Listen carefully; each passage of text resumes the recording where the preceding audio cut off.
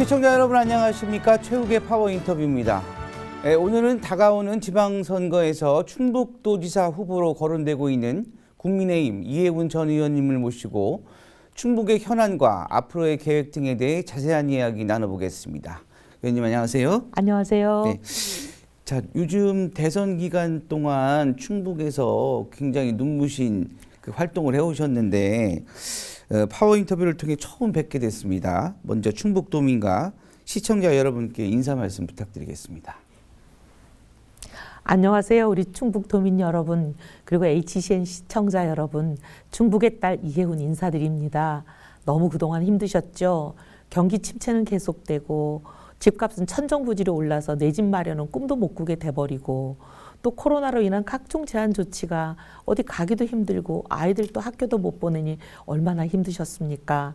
그런데 이제 새 정부가 출범한 만큼 이 과거에 이런 어려운 고통들이 모두 사라지고 새로운 완전한 정책 전환을 이루어서 여러분의 어려움, 고통, 고민거리 모두 말끔하게 해소할 수 있는 그런 시대가 열리기를 간절히 소망합니다. 저희들도 그 방향으로 저희들의 사력을 다해서 새로운 시대를 만들어 보도록 하겠습니다. 감사합니다. 네. 자, 이 의원님 아버님 고향이 제천, 충북 제천이라고 하더라고요. 네. 예, 그래서 아마 대선 기간 동안 충북에서 활동을 좀 많이 하신 것 같은데, 충북의 딸이란 표현 어떠신지요? 저는 너무 자랑스럽고 제 자부심의 골격입니다. 왜냐하면 충북은 의병의 근원지고 고향이잖아요.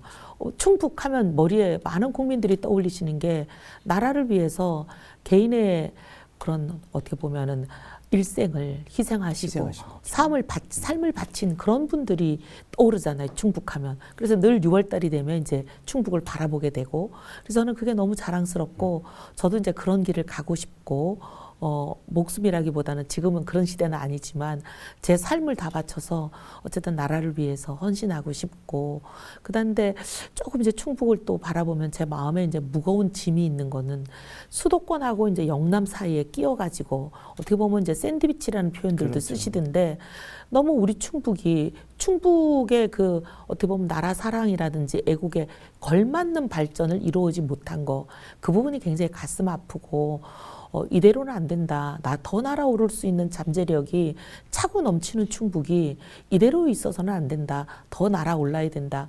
이런 어떻게 보면 책임감도 커지는 것 같아요. 그 고향 제천을 방문하셨을 때 제천 시민들이 많이 알아봐 주시던가요? 네. 처음에 이제 와서 아직 유세가 이제 2시쯤이었어요. 그래서 유세 가기 전에 식당에 들어서 식사를 하는데 옆에 있는 분들이 오더니 누구 아니냐 그러셔서 네 그렇습니다. 네네. 마스크를 끼고 있는데 어떻게 알아보셔서 감사합니다 했더니 우리 사촌 오빠 중에 누구를 얘기를 하시면서 잘하는데 근데 내려온다는 얘기 없던데 왜 내려온다는 얘기도 안 하고 내려왔냐 이제 그러시고 그래서 이제 오빠한테 얘기를 하시는 바람에 또 오빠가 아니 왜 내려오면서 말도 안 하고 내려오냐 이렇게 또 꾸중도 들었고 그랬습니다. 현재 그럼 친척분들도 제천에 네, 거주하고 계시는 큰 집 거죠? 작은 집 다 있죠. 그러시군요. 네. 자, 그럼 본격적인 인터뷰 한번 해보겠습니다. 이 의원께서는 정치인 가운데 그 대표적인 경제 전문가로 평가받고 있으십니다. 특히 이번 대선에서도 그 윤석열 캠프 기획특보단장으로서 또 윤석열 후보 그 경제 멘토로서 다양한 경제 공약 등을 조언하셨을 텐데 경제 분야 어떤 역할을 하셨나요? 저희가 이제 경선 전까지는 제 직함이 국가미래전략위원장이었어요. 네네네. 그래서 이제 우리나라의 앞으로 먹거리, 성장 엔진 이런 것을 어떻게 만들어야 되냐 하는 부분에 이제 제 역할이 주어져 있었고 굉장히 중요한 역할을 하셨네요. 네. 그리고 이제 후보 토론을 돕는 일을 했었습니다. 근데 이제 기억하시겠지만 저희 국민의힘의 당 내부 경선 기간에는 토론이 이틀에 한 번씩 막 있고 그렇죠. 굉장히 토론이 많았습니다. 수십 번을 했으니까요. 그러니 이제 거의 매일 이제 후보 후보하고 토론 준비를 하는 그런 상황이라고 말씀드릴 수 있을 정도였고요. 근데 이제 후보께 드리는 거는 이제 앞으로 4차 산업혁명, 우리 대한민국의 앞으로 50년, 100년을 먹여 살릴 성장 동정을 어떻게 갖고 가야 되느냐 하는 문제에서부터 당장 지금 천정부지로 오른 부동산 문제, 그다음에 집 없는 사람들이 어떻게 내 집 마련을 하게 해줄 건지 하는 그런 이제 주택 정책들 뿐만 아니고 뭐 노사 관계, 그다음에 금융 문제, 뭐 하여튼 경제 전반에 관한 그런 이슈들을 후보께 이제 잘 도와드렸습니다. 그리고 이제 공약 만드는데도 기여를 했고요. 그리고 이제 경선이 끝나고 나서 이제 우리 당의 후보가 되신 다음에는 저는 기획특보단장이란 직함을 받아서 이거는 이제 경제 정책만이 아니라 전반적으로 선거 전반에 관한 전략과 기획에 대해서 이제 조언을 하는 그런 역할을 했었습니다. 예. 그 대선 기간 동안 충북도민들과 많은 대화를 나누셨을 텐데, 물론 이제 경제 전문가로서 우리 충북 경제의 뭐 각 분야의 데이터 같은 거는 아직 잘 모르시겠지만, 우리 이제 경제 전문가로서 충북도민들과 만나셔서 그 어떤 도민들과 얘기를 나누셨을 때 충북 경제 어떤 문제점이 있다고 보시나요? 제가 이제 막연하게 느끼고 있던 그런 부분들을 현장에서 만나 뵙는 도민들께서 말씀하실 때 네. 생각이 똑같구나. 그리고 이게 정말 어떻게 보면 충북의 가장 당면한 어려움이구나, 그런 생각을 많이 했는데요. 제가 충북 경제를 보면서 좀 느낀 것 중에, 이런 말을 쓰지는 않는데 그냥 제가 충북 경제를 보면서 이렇게 붙여본 이름이에요. 파우더 경제 아닌가. 파우더가 가루잖아요. 네. 근데 밀가루를 생각하면 이거를 이제 적절히 잘 반죽을 하면 케이크도 만들고 빵도 만들고, 그렇죠. 파스타도 만들고, 어떻게 보면 아주 다양한 좋은 먹거리들을 만들 수 있는 좋은 소재가 파우더잖아요. 근데 이게 숙련된 요리사를 만나지 못해가지고 이게 일이 될만 하면, 반죽이 잘 되고 뭉쳐질만 하면 잘못되고 도루묵이 되고 사실 이제 어떻게 보면 이 충북의 잠재력, 이거는 파우더 상태에 불과한데 이것만 갖고는 아무것도 만들 수가 없는 거예요. 충북의 먹거리를 만들 수 없는, 성장 동력을 만들 수 없는 이런 상태에 있는 거 아닌가. 그래서 그동안 많은 노력들이 있었지만 이게 숙련된 노련한 좋은 요리사를 못 만나가지고 좋은 작품이 되지 못한 이 대목이 굉장히 안타깝다. 정말 충북에는 노련한 요리사가 있어야 되겠구나, 그런 생각 많이 했습니다. 특히 민생 경제를 어떻게 보면 요리할 수 있는 좋은 요리사, 그런 요리사가 필요한 때다, 이런 생각했습니다. 네. 충북의 현안 가운데 또 가장 중요한 것 중 하나가 광역철도망 청주 도심 통과를 빼놓을 수 없는데요. 뭐 반영도 제외도 아닌 유보 상태입니다. 대선을 거치면서 도민들의 기대감 굉장히 커지고 있는데, 도심 통과 가능 어떻다고 전망하시는지? 이건 사실은 여야가 넘버원 공약으로 사실 한 거나 마찬가지거든요. 제일 먼저 거론했다는 거는 그게 제일 중요하기 때문에 1순위이기 때문에 제일 먼저 거론하는 거거든요. 여야가 다 제일 먼저 거론했다는 얘기는 그만큼 여야 공이 약속을 한 거니까 누가 이제 정부가 되든 해준다, 이런 의미였습니다. 그러니 지금 이제 새 정부가 탄생한 상황에서는 이거는 돼야지요. 근데 이제 그동안 조금 아쉬웠던 건 이런 게 있어요. 대전, 세종을 거쳐서 청주에 있는 국제공항까지 연결하는, 어떻게 보면 충청도, 우리 충북을 중심을 관통하는 기관 철도가 되는 거잖아요. 네네. 생기게 되면. 근데 이거를 왜 그동안 예탐현재 사업을 문정부가 그렇게 쏟아내고, 솔직히 남발이라는 표현을 들을 만큼 그렇게 많이 쏟아냈는데 예탐현재 하나 받질 못했을까? 전국으로 놓고 보면 17개 강역시도 중에 예탐현재 사업을 다른 곳은 여러 개들 받아갔어요. 그런데 우리 충북은 하나밖에 못 받았잖아요. 그래서 이것도 좀 속상한 일이다. 이게 왜 민주당 대통령, 민주당 장관, 민주당 도지사, 이 모든 결정권자는 민주당 사람들이었는데, 근데 왜 그 시절에, 이 좋은 시절에, 그 좋았던 시절에 이거 하나 못했을까? 너무 속상한 상황이죠. 하지만 이제는 이제 여야가 모두 다 이걸 공약한 상황에서는 이거 안 되면 이제 어디 변명거리를 못 찾지 않을까, 그런 생각이 들어요. 그렇죠. 어쨌든 도민들과 약속을 한 것이기 때문에 반드시 지켜질 거라 저도 기대를 하고 있습니다. 자, 그다음에 뭐 부동산 문제, 사실 뭐 전국적인 심각한 문제죠. 충북 역시 굉장히 심각합니다. 충북은 사실 지금 도민들의 반응은 미분양 관리 지역에서 방사능 과속기로 인해서 오창이 조금 부동산이 상승됐다는 이유로 해서 부동산 충북 전체를 그냥 네, 어떤 제한이 돼 버렸거든요. 충북의 아파트 전세 가격 상승률이 전국 최고일 정도입니다. 부동산 안정화 방법, 우리 그 경제 전문가로서 어떤 방법이 있을까요? 우선 이제 전반적인 문제와 대책을 좀 말씀드리기 전에 아까 지적하신 아니 오창이 조금 좀 들썩거린다고 아니 그 충북 전체를 그렇게 고강도 규제를 묶어버리는 게 이게 정말 초과삼간 태우는 거죠. 뭘 잡겠다고. 그런 식의 행정이 정말 잘못됐던 겁니다. 지난 문재인 정부 5년 동안. 그래서 이런 일이 다시는 있어서는 안 된다는 거를 분명히 짚고 그러면 이제 충북이 왜 이렇게 옛날에는 미분양 얘기가 있었던 때도 있는데 갑자기 그냥 뭐 전국으로 집값, 전셋값이 제일 많이 오른 동네로 거론될 정도로 이렇게 폭등을 했냐. 이거는 이제 문재인 정부의 부동산 정책 실패가 여기까지 이제 영향을 미치는 거거든요. 왜냐하면 수도권에 공급을 옥죄지 않았습니까? 특히 서울 같은 경우에. 그렇죠. 문재인 정부뿐만 아니라 그 이전에 있었던 박원순 민주당 시장 10년 동안에도 한 263만 호? 굉장히 많은 그 주택 공급을 무산을 시켰어요. 네. 민간들이 자발적으로 이제 재건축도 하고 재개발도 하고 또 무너지고 낡아 빠진 집을 허물고 새로운 집을 짓겠다는 이 모든 계획들을 사실상 어떻게 보면 시장이 무산을 시킨 거거든요. 그건 이제 제 주장이 아니고 민주당 서울시장이 박원순 시장이 있던 시절에 서울시 의회 용역 보고서예요. 네네. 그러니까 이렇게 많은 집들을 무산시켜 버렸기 때문에 공급이 부족하면 집은 값은 띱니다. 집만 그런 게 아니라 수천 년 인류 역사 속에 경제 원리가 그래요. 네. 공급이 줄면 값은 뛰고 수요가 늘면 값은 뛰고. 근데 공급을 줄인 데다가 또 수요를 늘린 게 있었습니다. 네. 그게 뭐냐면 임대차 3법이에요. 지금 아까 이제 전세값을 말씀하셨는데 전세가 공급이 줄면서 수요는 늘어나는 일을 동시에 일으킨 거예요. 임대차 3법이. 네. 왜냐하면 공급이 왜 줄었냐? 집주인 입장에서는 세를 놔야 되는데 갑자기 이제 5% 이상 못 올린다. 이렇게 해버리니까 집값은 지금 천정부지로 뛰어서 서울 지역만 하더라도 문재인 정부 5년 동안에 집값이 2배가 됐거든요. 집값은 2배로 뛰는데 이걸 5%밖에 못 올리라 그러면 어떻게 하겠습니까? 그 다음 계약자가 올 때 이걸 왕창 올리게 되거든요.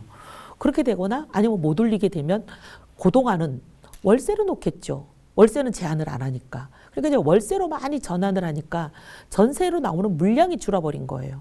그 다음에 이제 왜 그럼 전세 수요가 늘어났냐. 집값을 너무 올리니까 집을 살려고 돈을 모았던 분들이 집을 못 사는 상황이 그렇죠. 돼버리고 전세로 가야 되는 거예요. 그 다음 또 거기다 대출 규제를 실수요자까지 너무 고강도로 했어요. 왜냐하면 돈을 100% 자기 돈 현금 가지고 사는 사람이 어디 있습니까? 그렇죠. 지금까지 열심히 저축해서 모아온 돈에 조금 은행비 빌려서 갚을 만큼 빌려서 그렇게 사는 게 집이잖아요. 근데 이거 실수요자들까지 대출을 그냥 고강대로 사실상 막아버린 거잖아요. 규제가 너무 심해서. 그러니 돈을 못 빌리니까 집을 살 수가 없잖아요. 그렇게 되신 분들이 다 전세로 도는 거죠.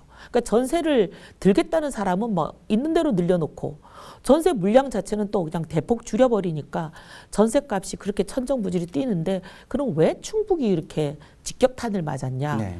수도권 집값 때문에 다들 이제 수도권에서 멀어지는 대로 집을 이제 구해서 또 떠나야 되잖아요. 그렇죠. 근데 수도권에 바로 인접해 있는 충북이 직격탄을 맞을 수밖에 없죠.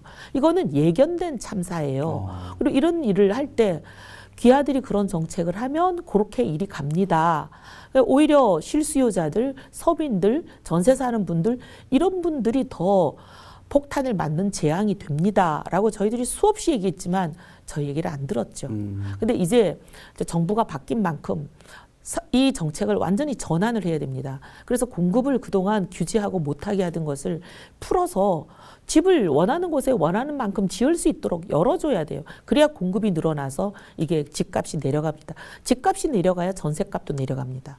그래서 이 잘못됐던 규제들, 대출을 너무 규제했던 것 그것도 풀고 공급 규제했던 것도 풀고 그다음에 임대차 3법 이거는 이제 어떻게 보면 대못을 한번 꽂아버린 거라 네. 대못이라는 게 뽑는다고 아무 흔적도 없던 것처럼 옛날로 돌아가진 않잖아요. 그렇죠.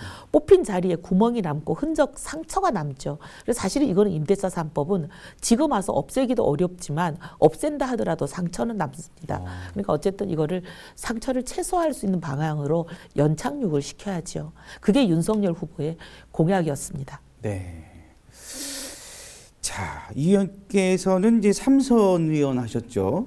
그동안 경제 기획 전문가로서 이제 국가 예산을 다루는 상임위가 국가기획재정위, 그다음에 국토위에서 이제 활동을 주로 많이 해오신 걸로 알고 있습니다. 그 충북을 위한 역할도 좀 나름 하셨다고 하는데 어떤 게 있을까요? 제가 국회의원을 3선 했으니까 12년간 일을 했습니다. 예. 10년을 기재위에서 일을 했고 네. 2년을 국토위에서 했습니다. 네. 기재위는 나라 예산 다루는 거는 너무 잘 알고 계시고 국토위는 각종 지역의 발전 계획을 수립하고 지원하는 곳이잖아요.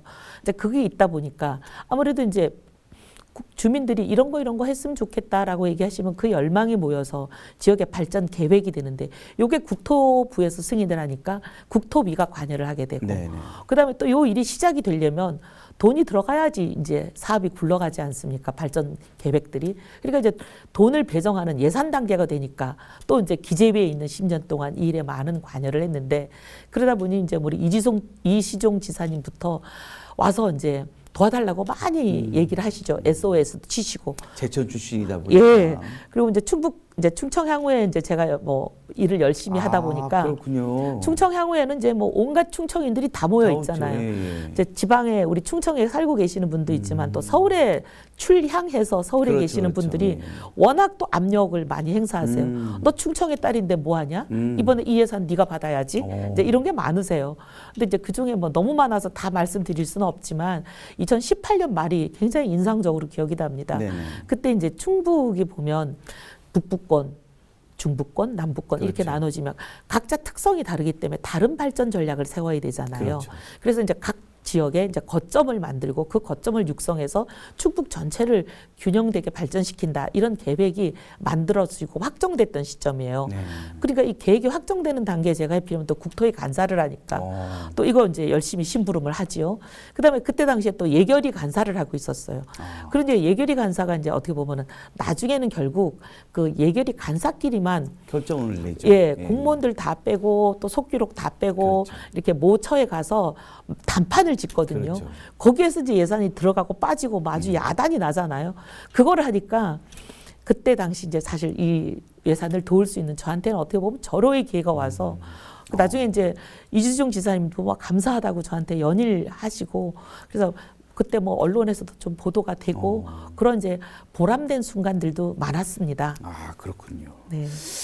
이 고향 출신이라는 게 어떻게 보면 참 사실 여기에 거주를 안 해도 그 계속 그 가슴 속에는 담겨 있는 거죠. 아, 그럼요. 그리고 또 잊어버릴 수가 없어요. 그렇죠. 왜냐하면 끊임없이 만나고 또 소통을 하니까 이게 어렵다, 이게 필요하다. 그런 얘기를 끊임없이 하시거든요.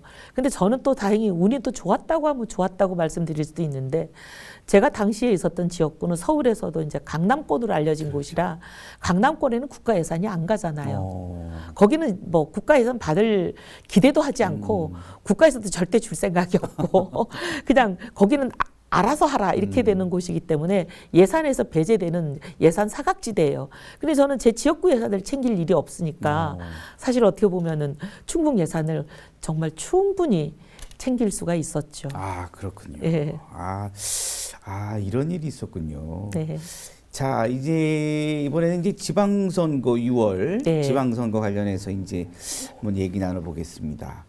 그 대선 시기 때 보니까 지방선거 관련해서 나경원 의원 또 우리 이 의원님 등 국민의힘 거물급 여성 정치인들의 충북도지사 출마에 대한 관심도가 굉장히 높았습니다. 지금도 그렇지만 사실 충북에서는 그동안 볼 수 없었던 현상이거든요. 이처럼 그 거물급 여성 정치인에 대한 관심도가 높은 이유 어떻게 해석을 할까요? 이제 거물급이라고 이제 표현을 하셔서 굉장히 이제 황송하지만 감사한데, 그는 아마 이런 그 갈증이 있지 않을까 해요. 그동안 충북이 우리가 이렇게 잠재력도 많고, 우린 자본도 많고, 북부권은 이제 한방 관광 문화 이게 완전히 특화되어 있는 곳이잖아요.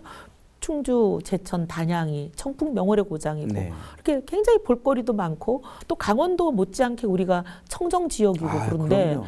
근데 강원도로 지금 관광으로 막 부상하고 있는데 왜 우리가 그 혜택을 못 누리냐 굉장히 속상하잖아요. 그러니까 우리 잠재력은 또 청주하고 이쪽은 보면은 첨단 산업 기지 완전히 4차 산업혁명의 그렇죠. 메카가 될 네. 자격을 충분히 갖추고 있잖아요. 오창의 방사관 각속기는 뭐 말할 것도 없고 그렇죠. 뭐 2차 전지라든지 그런데 그리고 또 이제 중부권도 보면은 음성하고 진천이야 사실 혁신 도시가 혁신도시. 더 날개를 달았어야죠. 그렇죠. 그리고 이제 뭐 그 증평 같은 경우도 그렇지만 요 중부권은 태양광하고 전기전자 산업을 이제 융합하는 어떻게 보면 미래에서 가장 뜰 수 있는 산업을 우리가 잠재력을 갖고 있는 거잖아요. 그리고 남부는 영동의 포도, 그다음에 옥천의 묘목, 보은의 대추, 괴산의 뭐 배추, 뭐 우리가 특화된 작물로 지역 특성을 살려서 육성할 수 있는 아주 좋은 기본 요소들을 다 갖추고 있는데 이게 안 된 게 중앙 정부에서 결정도 해줘야 되고 승인해줘야 되잖아요. 승인도 해줘야 되고 예산도 지원해줘야 되는데 이런 중앙 정치와의 인맥, 그다음에 중앙에서 예산도 다루고 이런 거를 해본 노하우와 경험 그런 게 좀 필요하다. 우리가 그게 좀 갈증이 있다. 이런 니즈 같아요. 그러니까 이제 어떻게 보면 거물급이라고 이름을 붙이는 정치인들이 인맥과 노하우가 있으니까 좀 너희 고향의 딸들이 충청의 딸이 뭐하냐. 고향을 위해서 이런 거 헌신하고 이제 쏟아 부어야지. 너희가 그동안 배웠으면 이제 쏟아 부어야지. 이런 좀 갈증이 있지 않나 싶고 여성이라는 방점은 또 이런 게 있는 것 같아요. 사실 여성들은 보면 남성에 비해서는 혈연, 지연, 학연이 좀 느슨하거든요. 네. 강하지 않습니다. 그래서 우리가 남이가 그래서 막 인사도 조금 능력이 부족해도 좀 올려주고 이런 게 여성들은 없어요. 그러니까 여성들이 보면 이제 공정이란 키워드 요즘 이 시대의 그렇죠. 정신하고 좀 맞아떨어지는 부분이 있는 것 같아요. 그리고 이제 도정이 발전하려면 모든 인사가 능력 위주로 공정하게 돼야 되잖아요. 근데 이제 남자분들보다는 여성 정치인들이 좀 그런 공정한 시스템, 인사 시스템을 만들어서 인재를 적조적소에 능력에 따라서 배치하고 그래서 이걸 확 끌어올릴 수 있는 그런 좀 요소가 있지 않을까. 그런 기대감이 있나 보다 이렇게 저는 생각을 하고 그다음에 이제 이번에 만약에 여성 광역단체장이 충북도지사에서 배출이 되면 헌정사상 처음으로 대한민국 처음으로 충북이 최초의 그렇죠. 여성 단체장을 배출하는 거잖아요. 그러니까 충북이 그만큼 앞서 나가는 곳이다.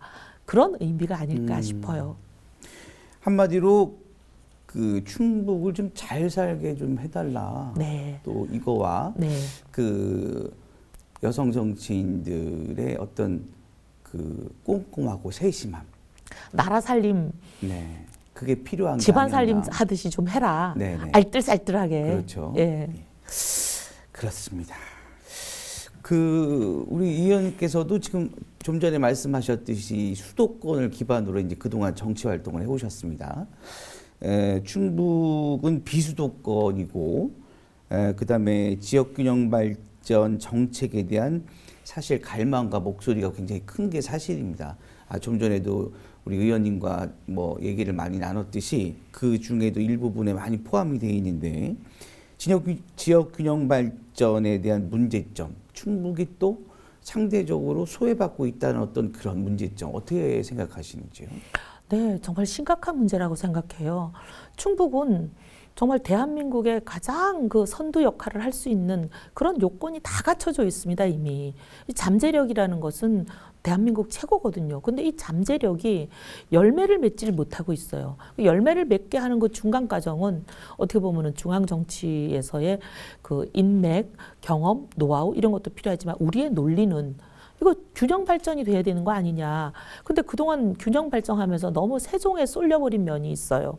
그러다 세종에 집중적으로 이제 인력도 투입하고 예산도 투입하고 모든 계획을 거기 집중하다 보니까 어떻게 보면은 사실 충청을 위한 균형 발전이었는데 충청은 빠져버린. 그렇죠. 그래서 오히려 충북이 최대의 피해자가 돼버리는. 사실상 피해를 예, 받죠. 사실 균형 발전의 최대의 수혜자가 될 걸 기대하고 있었고, 그래서 여태까지 저희가 균형 발전에 대해서 전도사 역할을 했는데 맞습니다. 막상 뚜껑을 열고 보니까 혜택은 세종으로 다 몰려버리고 충북은 오히려 빨대 효과가 나고 오히려 충북에 있는 인력도 예산도 자원도 다 충북에서 빠져나가서 세종으로 가버리는. 그렇죠. 충북이 최대의 피해자 같은 그런 형국이 돼버린 거예요. 근데 이거는 균형 발전의 우리 원래 당초의 목적에도 역행한다. 그러니 지금은 이제 충북으로 다시 균형 발전의 모든 관심이 모아지고 예산과 계획과 인력이 다시 여기로 집중되는 그게 필요한 시점이다. 이거를 위해서 이제 완전히 올인해서 뛸 그런 이제 충북의 일꾼들이 필요하다. 그런 생각입니다. 네. 자, 오늘 토론에서 이제 시청자들과 도민들이 가장 궁금해하는 내용인데요. 6월 지방선거 관련해서 이 의원님의 도지사 출마설이 급부상하고 있습니다. 직접 답변을 좀 해주신다면요. 제가 사실은 그 몇 달 동안은 이제 윤 후보 아까 말씀드린 대로 경제 정책하고 토론 이런 것도 돕고 또 선거 전략 전반을 또 지원하고 하다 보니까 사무실 일에서 하는 일들이었어요. 그렇죠. 현장에 나갈 사이가 없었죠. 근데 이제 2차 마지막 후보 합동 토론이 이제 3월 1일 날 끝났잖아요. 네. 그러고 나니까 사무실 일이 일단락이 돼서 저희도 이제 현장으로 뛰어왔죠. 사실 충북이 이제 저한테는 고향일 뿐만 아니라 아버지 늘 말씀하시는 게 사람은 자기 뿌리가 잘 돼야 되는 거지 뿌리가 부실하면 뭘 쌓아도 다 헛일이다. 그러니까 뿌리를 튼튼하게 하는 일이 제일 먼저다. 늘 그러셔서 이제 충북에 와서 윤석열 후보 이제 좀 선거 지원도 하려고 왔더니 와서 많은 사람을 만나니까 전혀 또 다른 요구를 저한테 하시는 걸 많이 들었어요. 아니 나라가 키워주지 않았냐. 네가 국회의원 3선 그냥 네 잘나서 했냐. 그게 아니라 나라가 기회를 준 거 아니냐. 그 과정에서 네가 배운 것도 있을 거 아니냐. 경험, 노하우, 인맥 이런 거. 근데 그거 이제 고향을 위해서 네가 쏟아부어야지. 너 뿌리가 지금 이렇게 어려움에 있는데 네가 이걸 외면하면 네가 사람으로서의 도리를 못하는 게 아니냐. 그런 요구들을 많이 들으면서 처음에 좀 당황스러웠어요. 당황스러웠는데 이제 언제나 뭐 늘 마음에 갖고 있던 생각은 어떤 자리에 있든 무슨 일이든 어쨌든 충북을 위해서 하는 일이라면 내가 모든 걸 다 하겠다. 사람이 할 수 있는 일은. 그런 생각인데 그 연장선상이 될 수 있지 않을까 그런 생각을 하면서 지금 하여튼 여러 얘기들을 듣고 있습니다. 어쨌든 지금은 조심스럽게 고민을 하고 있다고 이렇게 보시면 되겠네요. 자, 이제 마지막 그 질문인데요. 앞으로의 계획 그리고 우리 시청자 도민분들에게 당부의 말씀 부탁드리겠습니다. 네, 충북의 딸 이혜훈이 그동안 오랜만에 인사를 드렸습니다. 고향이 없으면 사람이 없죠. 그리고 고향이 키워주신 은혜로 지금까지 삼선이라는 경험도 축적했고 또 나란 일을 할 수 있는 노하우 중앙정부와의 인맥 많은 것을 얻었습니다. 그 얻은 것을 이제 고장을 위해서 쏟아부어야 되지 않느냐. 지금 고향이 우리가 가져야 할 것들을 누리지 못하고 우리에게 걸맞는 대우를 지금 못 받고 있는 상황에 이것을 외면하면 안 되지 않느냐 하는 많은 고향 원로들 또 선후배 동료들의 얘기를 많이 듣고 있습니다.